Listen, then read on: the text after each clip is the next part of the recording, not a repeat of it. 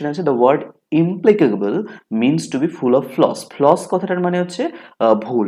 তো বলেছে যে ইমপ্লিকেবল শব্দটার মানে ফুল অফ ফ্লস অর্থাৎ ভুলে পরিপূর্ণ।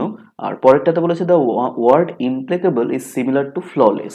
যে এই ইমপ্লিকেবল শব্দটি কার মানে সিমিলার কার কার সমতুল্য, ফ্ললেসের অর্থাৎ ভুলহীন বা ত্রুটিহীন।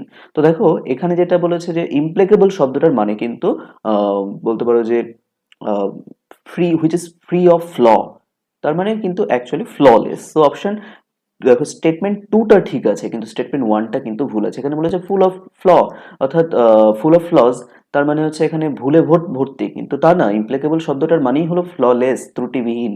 ওকে, সো এখানে কি বলবো তাহলে, এখানে বি নম্বর অপশনটা চুজ করবো কারণ স্টেটমেন্ট টু ঠিক হয়েছে, ওয়ানটা কিন্তু ভুল হয়েছে। সো অপশন টু মানে অপশন বি চুজ করবো, option two is true and one is false. Okay.